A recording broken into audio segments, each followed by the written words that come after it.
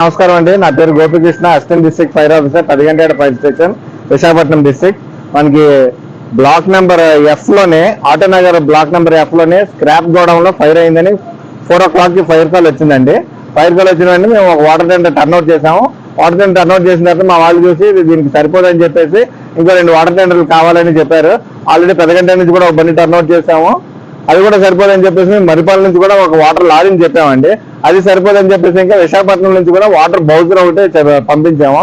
ఈ 4 బళ్ళు మాకు పనిచేస్తున్నాయి.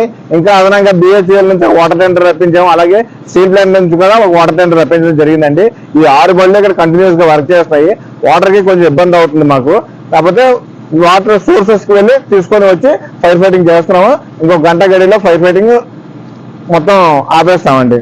ఫైర్ కూడా క్లోజ్ అయిపోతుంది. ప్రమాదం ఎలా జరిగిందంటే మనకి ఇంకా తెలియలేదు. మేబీ ఎక్స్పెక్టెడ్ ఏంటంటే షార్ట్ సర్క్యూట్ వల్ల జరిగిందని అనుకుంటున్నాం. లోపల ఎవరు మనుషులు కానీ ఎవరికైనా దెబ్బలు తగలడం అటువంటిది ఏమీ జరగలేదు. ఆస్తి నష్టం ఇంకా మనకు తెలియదండి. ఓనర్స్ తో మాట్లాడిన తర్వాత మనం చెప్పడం జరుగుతుంది.